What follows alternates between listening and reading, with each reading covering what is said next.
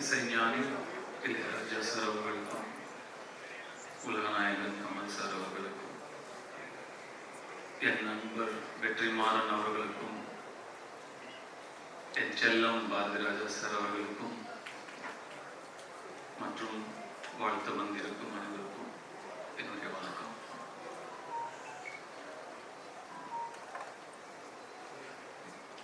எண்ணம் போல் வாழ்க்கை அப்படின்னு நான் ரொம்பவும் நம்பரும் அடிக்கடி சொல்றதும் உண்டு. What you think you become. Manifesting. நம்மள பல பேர் இரவு தூக்கம் இல்லைன்னா இளையராஜா சாரோட பாட்டை அப்படியே கேட்டுட்டு எதமா நீ மறந்து தூங்குவோம்.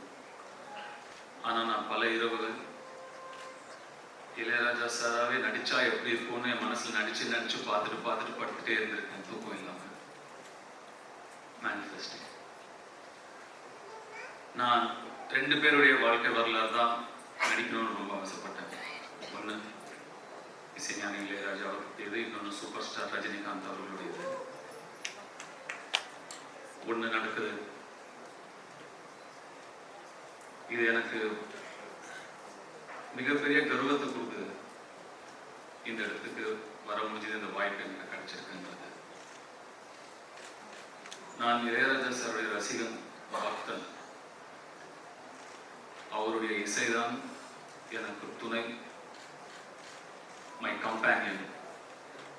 இது எல்லாருக்குமே பொருந்தும். அதை தாண்டி அவருடைய இசை எனக்கு ஒரு நடிப்பு, ஒரு ஆசானம் கூட. எனக்கு நடிப்புனா என்னன்னு தெரியாத காலத்துல இருந்து இப்போ வரைக்கும் ஒரு காட்சியை படமாக்கிறதுக்கு முன்னாடி அந்த காட்சிக்கு தகுந்த மூட்ல இருக்கிற ஒரு இளையராஜா சாருடைய பாடலையோ பிஜிஎம்மையோ கேட்பேன்.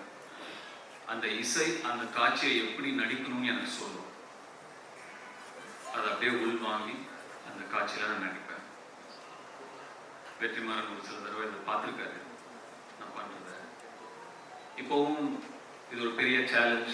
இந்த கதாபாத்திரத்தை நடிக்கிறது பெரிய சேலஞ்ச், பெரிய ரெஸ்பான்சிபிலிட்டி அப்படின்னு சொல்றாங்க. எனக்கு அப்படி தெரியல.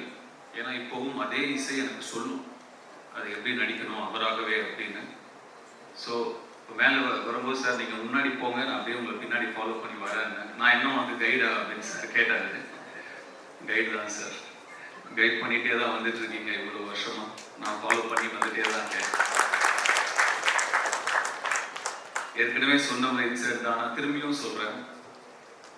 நான் ஒரு பாடல் விடுதலைக்காக ரெக்கார்ட் பண்ண வரும்பொழுது சார் என்ன கேட்டாங்க, போய் பாடு அப்படின்னா. போகும்போது அவர் அங்கேயே இருந்தாரு.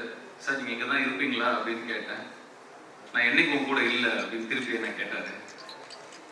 ஆமா சார், என் அம்மா வயிற்றுல நான் இருக்கும்போதுலேருந்து நீங்க என் கூடயே தான் இருக்கீங்க அப்படின்னு நான் சொன்னேன். இப்போ அதுதான் உண்மை. கூடவே தான் இருக்கார், கூடவே தான் இருப்பார்.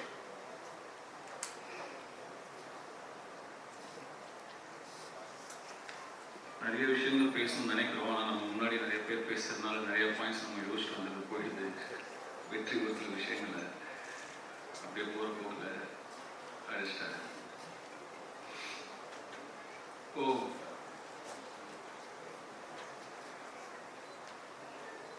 ஒரு ஆர்டிஸ்டா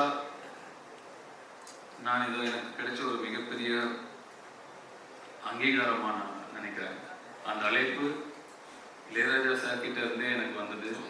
இன்னும் எனக்கு ரொம்ப சந்தோஷத்தையும் நிகழ்ச்சியையும் எனக்கு கொடுத்தது.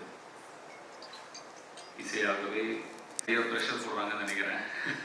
எந்த ப்ரெஷரும் எடுத்துக்காதீங்க. இதை என்ஜாய் பண்ணி பண்ற ஒரு விஷயமா தான் நான் பார்க்குறேன்.